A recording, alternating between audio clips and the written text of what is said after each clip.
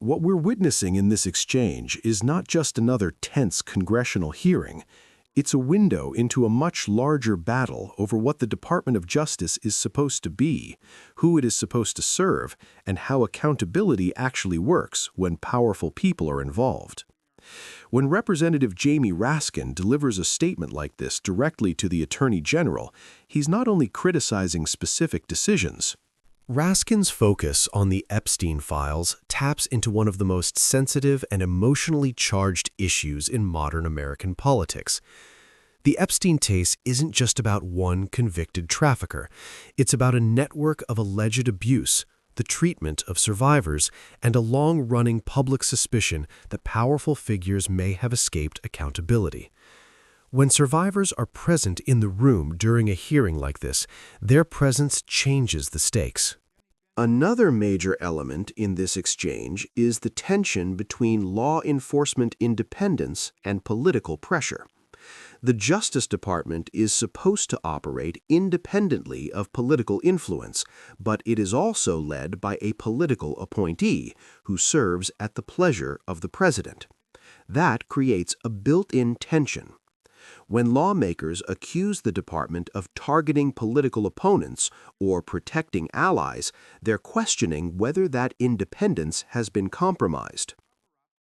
But I want to thank the Attorney General for her great work in the first year on the job, and I want to thank you for being here. With that, I would yield to the ranking member for an opening statement.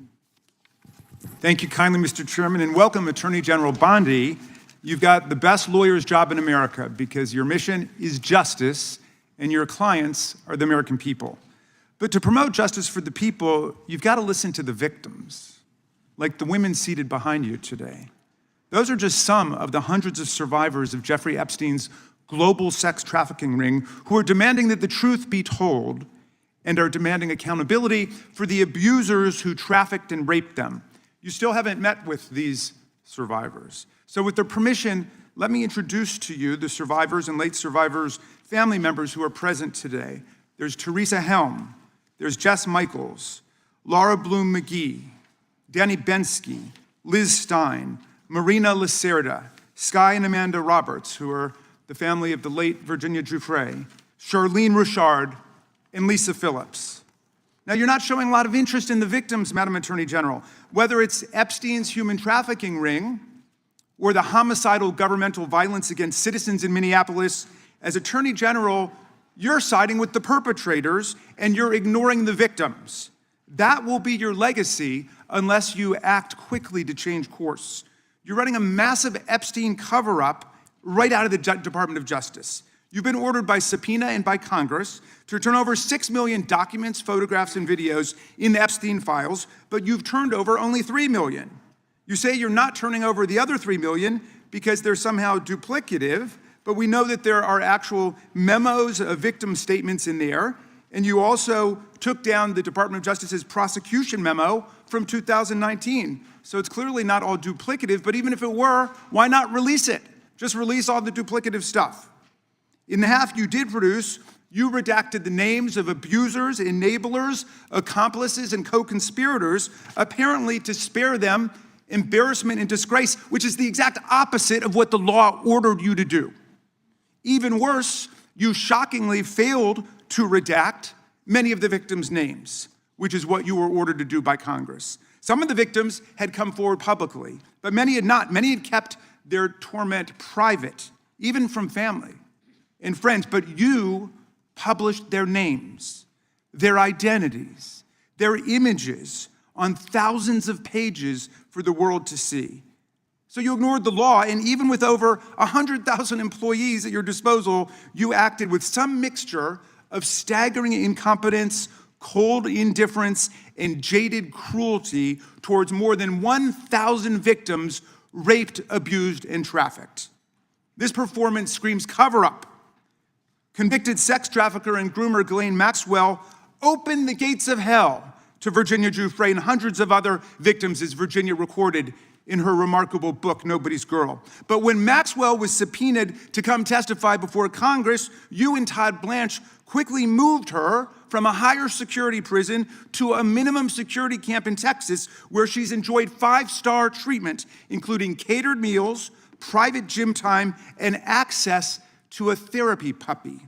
All because Todd Blanche, who's utterly failed to investigate the monstrous crimes of Epstein and Maxwell's co-conspirators, spent 9 hours with Maxwell and satisfied himself that she would have nothing untoward to say about Donald Trump, which is your only real interest in the matter, based on institutional performance.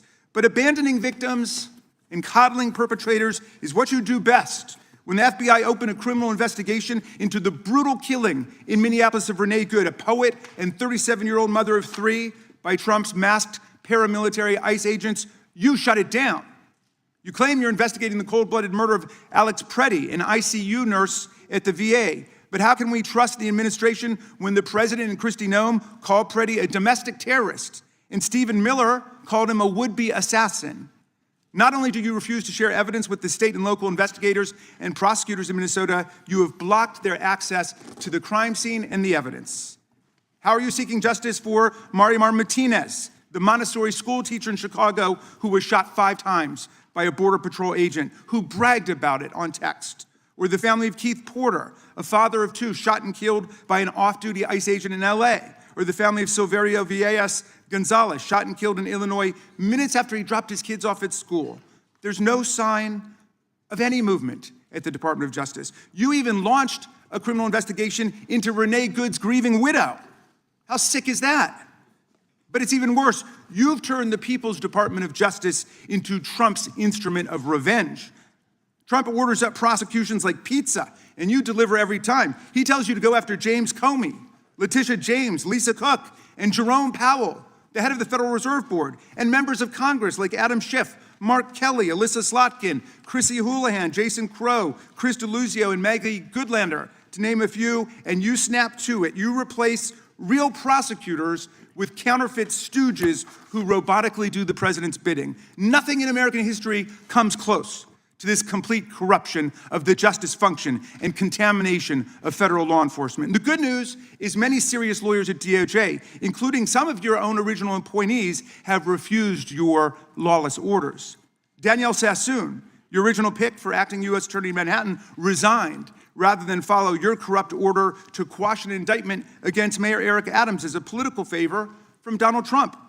A Federalist Society member who clerked for Justice Scalia, U.S. Attorney Sassoon refused to participate in this blatantly corrupt scheme. Her top assistant, Hagan Scotton, an Iraqi war vet and 2-time Bronze Star recipient who clerked for Chief Justice Roberts, and then Judge Kavanaugh, promptly resigned too, writing to your office, quote, "I expect you will eventually find someone who is enough of a fool or enough of a coward to file your motion, but it was never going to be me." You and the president nominated Eric Siebert, a 15-year career prosecutor, to be your U.S. attorney for the Eastern District of Virginia. But after 5 months of investigating Letitia James and James Comey, he found no evidence to justify criminal charges. So you forced him out. You replaced him with Lindsay Halligan, Trump's personal lawyer from the Mar-a-Lago documents case, who had 0 prosecutorial experience and no qualifications. And then you were humiliated when a federal judge found that this corrupt appointment was blatantly unlawful and threw out Halligan's indictments entirely. And grand juries of American citizens have repeatedly rejected your vendettas and baseless indictments brought by the hacks left at DOJ now, with 2 different grand juries in Virginia voting down indictments against Letitia James in a single week. And just yesterday, another grand jury shut down your vendetta factory by rejecting indictments against the 6 members of Congress who had spoken out to remind all service members that they have a duty to refuse illegal orders. You tried to get a grand jury to indict 6 members of Congress who are veterans of our armed forces on charges of seditious conspiracy simply for exercising their First Amendment rights. I hope you will heed the wisdom and the constitutional patriotism of those grand jurors and not try it again by doubling down on that humiliation. As your best lawyers are sacked for having participated in the January 6th case or just flee for the exits now, your new lawyers keep lying in court. In dozens of cases, they've been excoriated for lying to federal judges. Chief Judge Boasberg, right here in D.C., suggested your Department of Justice perpetrated a fraud on the court. Other judges found your statements to be, quote, inexplicably misleading, patently incredible, totally inconsistent, and so disingenuous that the court is left with little confidence that the government can be trusted to tell the truth about anything. Now, as ranking member, I asked the chairman to add a few extra rounds of questions today because we each have 5 hours of questions, not 5 minutes, but we're stuck with 5 minutes. That's clearly insufficient to give voice to America's victims and survivors and to demand answers about all the corruption and cover-ups that we see at DOJ right now. We've got just one round, so we ask you politely but firmly, Madam Attorney General, please do not waste 1 second of our precious time by evading questions, by changing the subject, or engaging in personal attacks against members of Congress. We saw your performance in the Senate, and we're not going to accept that. This isn't a game. In the Senate, you brought something with you called a burn book, a binder of smears to attack members personally for doing the people's work of oversight. Please set the burn book aside and answer our questions, and when you hear us reclaim our time, that means it's time for you to stop speaking. We only have 5 minutes, so when we reclaim our time, that means you stop. And if you don't, we will ask the chair to stop the clock and let you go on his time. The quality of justice in America depends on the character of our government. Please do your job and bring the Department of Justice back from the brink. The survivors seated behind you and the American people watching everywhere deserve a Department of Justice worthy of its name. I yield back, Mr. Chairman. Without objection, all of the opening statements will be included in the record. We will now introduce today's witness, the Honorable